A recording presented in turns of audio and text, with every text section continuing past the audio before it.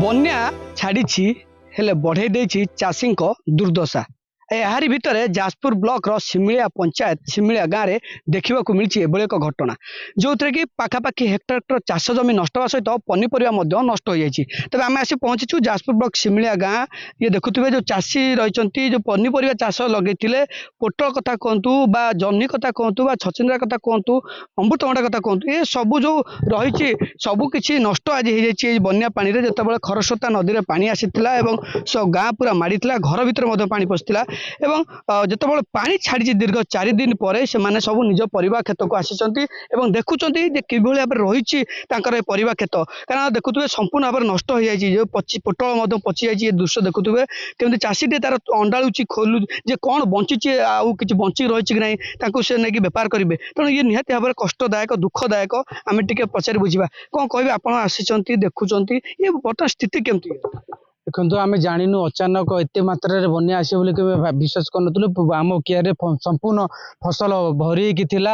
ପୋଟଳ daily 50 kilo quintal ଲେଖା ବାହାରୁଥିଲା, ଛଚିଣ୍ଡା ବାହାରୁଥିଲା 50 କିଲୋ ଲେଖା, ଭଣ୍ଡା କୁଇଣ୍ଟାଲ 1.5 କୁଇଣ୍ଟାଲ ବାହାରୁଥିଲା। ଆଉ ଆମେ ଜାଣିପାରିଲୁନୁ, କଳ ବି ଆମର ସବୁ ବିଲରେ ଥୁଆ ହେଇଥିଲା, ପାଇପ୍ କୃଷି ସାମଗ୍ରୀ ଯେତେକ ସବୁ ବିଲରେ ଆମେ ସବୁ ରଖିଥିଲୁ। ରାତି ପାଇଲା ବେଳକୁ ଆମ କିଆରିରେ ପୁରା ବନ୍ୟା ପାଣି ଭରି ପୁରା ନଷ୍ଟ ହେଇଯାଇଛି, ସମ୍ପୂର୍ଣ୍ଣ ନଷ୍ଟ ହେଇଯାଇଛି। ବର୍ତ୍ତମାନ କଳ କବ୍ଜା ନଷ୍ଟ ହେଇଛି, କେମିତି ତାକୁ ରିପେୟାର କରିମୁ? ଆମ ପାଖରେ ବର୍ତ୍ତମାନ ସମ୍ବଳ ଯାହାକୁ ପାଥ୍ୟ କରି ଆମେ ବଞ୍ଚୁଥିଲୁ, ବର୍ତ୍ତମାନ ତା ମାନେ କୌଣସି ଜିନିଷ ସବୁ ନଷ୍ଟ ହେଇଯାଇଛି। ନିହାତି ଭାବରେ ଦେଖୁଥିଲେ, ଇଏ ତ ଦେଖିଲେ ଯେ ପୋଟଳର ଦୃଶ୍ୟ। କାରଣ ସବୁ ପୁରା ପାଖାପାଖି ଯଦି ଯୁଆଡ଼କୁ ଅନେଇବ ସବୁଆଡ଼େ ଚାଷ ରହିଛି, ପରିବା ଚାଷ। କାରଣ ଏ ପରିବା ଚାଷରୁ ସେମାନେ ତାଙ୍କ ପରିବାର ପ୍ରତିପୋଷଣ କରିଥାନ୍ତି। ଯାହା କିଛି ଏଇଥିରୁ ମିଳେ ଲାଭ, ସେଥିରେ ସେମାନେ ତାଙ୍କର ପରିବାର ପ୍ରତିପୋଷଣ କରନ୍ତି। ଆମେ ଟିକେ ପ୍ରତିକ୍ରିୟା ନେବା। ଭାଇ ଦେଖିବେ, ଯେ ଯୁବ ଚାଷୀ ଆପଣ ହିସାବରେ ଏ ଚାଷ ବନ୍ଦୀ ଏରିଆ ଏବଂ କେତେ ଏକର ଲଗେଇଥିଲେ, କ'ଣ କ'ଣ ଲଗେଇଥିଲେ? ମୁଁ 5 ଏକର ଲଗେଇଥିଲି।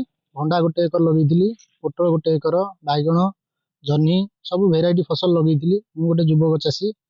ଆଉ ମୁଁ ବାହାରେ ରହି ପ୍ରଥମେ ରୋଜଗାର କରୁଥିଲି, ତାକୁ ଛାଡ଼ିକି ଆସିକି ଏଠି ଚାଷ କରିକି ଘର ଚଳଉଛି। ଆଉ ଏଇଥିରେ ଆମ ପରିବାର ପ୍ରତିପୋଷଣ ହୁଏ।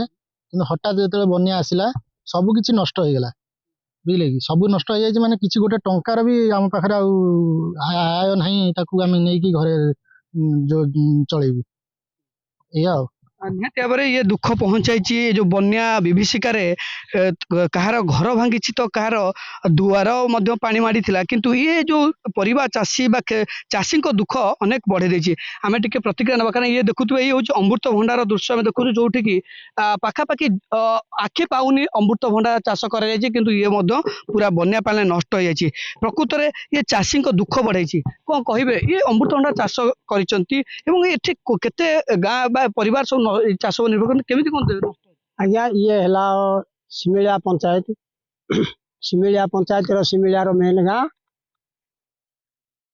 ଆମେ ଚାଷ କରୁ, ଭଣ୍ଡା ଚାଷ, ନାଡ଼ୁକା, ଭେଣ୍ଡି, ପୋଟଳ, ଲଙ୍କା ବି ମଧ୍ୟ ଲଗେଇଥିଲୁ। ଏ ଚାଷରୁ ଆଜ୍ଞା ଆମେ ଚଳୁ। ପାଣି ଆମକୁ ଏ ଦୁର୍ଦ୍ଦଶା କରେଇଲା। ଆମେ ନାଡ଼ୁକା ବି ମଧ୍ୟ ଲଗେଇଥିଲୁ, ବିଲ 4-5 ଗୁଣ୍ଠ ଖଣ୍ଡେ ନାଡ଼ୁକା ବି ଲାଗିଥିଲା। ନାଡ଼ୁକା ଫୁଲ ଆସିବା ଟାଇମରେ ଆଜ୍ଞା ସିଏ ବି ନଷ୍ଟ। ଏଇଥିରେ ପରିବାର ପଛରୁ ଏଇ ଯେଉଁ ଦୁଃଖ ହେଇଗଲା, ଏଇଥିରେ ଆଜ୍ଞା ପରିବା କେମିତି ଆମେ ଚଳିମୁ ଆଜ୍ଞା? ତ ସବୁ ଚାଲିଗଲା। ଇଏ ଭଣ୍ଡା ପନିପରିବା ନେଇ ଆମେ ଚଳୁଥିଲୁ, ସିଏ ବି ଗଲା। ତଳି ବି ପକେଇଥିଲୁ ଧାନ ରୋଇବା ପାଇଁ, ଆଜ୍ଞା ତଳି ବି ନଷ୍ଟ ହେଇଗଲା। କିଛି ନାହିଁ, ଆମେ କେମିତି ଚଳିମୁ? ଆମେ ଶିମିଳିଆବାସୀ। ବହୁତ ଆଜ୍ଞା ଦୁଃଖ ଲାଗୁଛି। ଯେତିକି ପଇସା ଋଣ ଧାର କରିକି ଆଜ୍ଞା କରିଥିଲୁ ଖର୍ଚ୍ଚ, ସେ ପଇସା ବି ଉଠିବନି। ସେ ପଇସା ବି ନାହିଁ, ପଚିଗଲା ସବୁ। କେମିତି କ'ଣ ଆମେ ସରକାରକୁ ସୁଝିମୁ? ସେଇ କଥା କ୍ଷେତକୁ ଆସିଛନ୍ତି, ଦେଖୁଛନ୍ତି କ'ଣ? ଦେଖିକି ତ ଆଜ୍ଞା ଆମର ପ୍ରାଣ ଚାଲି ଯାଉଛି। ଆମେ ଆଉ ଦେଖିକି କ'ଣ କହିମୁ?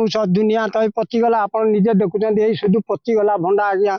ଆମେ ଆଉ କ'ଣ କରିପାରିମୁ? ଦେଖୁଥିଲେ, ଇଏ ହେଉଛି ଅମୃତଭଣ୍ଡା ଯେଉଁ ଚାଷ ରହିଛି ତାର ଦୃଶ୍ୟ ଦେଖୁଥିଲୁ। ଇଏ ଏପଟ ଦୃଶ୍ୟ ଦେଖିବା, ଯେ ଯେଉଁ ଛଚିନ୍ଦ୍ରା ରହିଛି ସିଏ ମଧ୍ୟ ସମାନ ସ୍ଥିତି। କାରଣ ଯେଉଁ ଚାଷୀ ଜଣକ ଲଗେଇଥିଲେ ତାହାର ମଧ୍ୟ ପଚିକି ନଷ୍ଟ ହେଇଛି। କାରଣ ଦେଖନ୍ତୁ, ଇଏ ଛଚିନ୍ଦ୍ରା ଓଳିଛି ସତ, କିନ୍ତୁ ଇଏ ଆଉ ହବ ନାହିଁ, କାରଣ ଇଏ ପୁରା ସମ୍ପୂର୍ଣ୍ଣ ପଚି ଯାଇଛି। କାରଣ ଯେହେତୁ ବନ୍ୟା ଆସିବା ପଡ଼ିଲେ ସେମାନେ ତାଙ୍କର ଯେତିକି ପାରିଲା ନେଇକି ଯାଇଛି ଏବଂ ଆଉ ବାକି ଯେତିକି ମିଳିଥାନ୍ତା ତାହା ମଧ୍ୟ ନଷ୍ଟ ହେଇଯାଇଛି। ଆମେ ଆଉ ଟିକେ ଚାଷୀ ଅଛନ୍ତି, ପଚାରିବା। କ'ଣ କହିବେ? ଆପଣ ହାତରେ ଜହ୍ନି ଧରିଛନ୍ତି, ଏପଟେ ମଞ୍ଚା ରହିଛି ଛଚିନ୍ଦ୍ରା, କ'ଣ ଦେଖୁଛନ୍ତି? ବହୁତ କ୍ଷତି, ଯାର ଆକଳନ କରିବା ମାନେ ସମ୍ଭବପର ନୁହେଁ। ହେକ୍ଟର ହେକ୍ଟର ଚାଷ ଜମି ନଷ୍ଟ ହେଇଯାଇଛି। ଆ ପ୍ରତି ଆମର ସରକାର ଏବଂ ପ୍ରଶାସନକୁ ତୁରନ୍ତ ଉପରେ କିଛି କାର୍ଯ୍ୟାନୁଷ୍ଠାନ ନେବା ଦରକାର, ନହେଲେ ଆମେ କିଛି କରିପାରିବୁନି। ଆମ ପାଖରେ ଯେତିକି ସମ୍ବଳ ଥିଲା ଏବଂ ବ୍ୟାଙ୍କରୁ ଲୋନ୍ କରିକି ଚାଷ କରିଥିଲୁ, କିନ୍ତୁ ବର୍ତ୍ତମାନ ଆମ ପାଖରେ ଆଉ କିଛି ସମ୍ବଳ ବୋଲି କିଛି ନାହିଁ। ଫଳ ଫଳିଛି ଦେଖିଲା ବେଳେ ଆମେ ମାର୍କେଟରେ ବିକି ପାରୁନୁ। ହଠାତ୍ ପାଣି ଆସିଲା, ଆମ ମଟର ଏଠି ବୁଡ଼ିଗଲା, ବୋରିଂ ବୁଡ଼ିଗଲା, ପାୱାର ୱିଡର ବୁଡ଼ିଗଲା, ପାୱାର ଟେଲର ବୁଡ଼ିଗଲା, କିଛି କରିପାରୁନୁ। ଅନେଉଛୁ ହଠାତ୍ ପାଣି ଆସିଲା, ଏଇଭଳିଆ ହେଇଗଲା।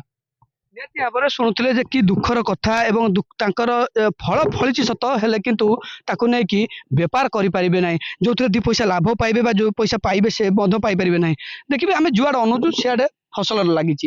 ଏ ସୁନାର ଫସଲ ଆଜି ନଷ୍ଟ ହେଇଛି। ହଁ ଭାଇ, ସୁନାର ଫସଲ ହେଇଛି। ଆମର ଲୋନ୍ କରିକି ଆମେ ଫସଲ କରୁଥିଲୁ। ଆମେ ତ ଚାକିରି ବାକିରି ନାହିଁ, ଆମେ ଏଇ ଚାଷରୁ ଚଳୁ।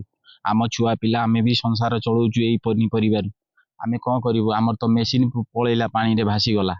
ଏଇଭଳିଆ ଆମେ ଚାଷ କରିକି ଲକ୍ଷ ଲକ୍ଷ ଲୋନ୍ କରିଛୁ। ଆମେ ଷ୍ଟେଟ୍ ବ୍ୟାଙ୍କରେ ବି ଲୋନ୍ ଆମର ଅଛି, ସବୁ ବ୍ୟାଙ୍କରେ ବି ଆମର ଲୋନ୍ ଅଛି। ଆମେ କ'ଣ କରିଯିବୁ?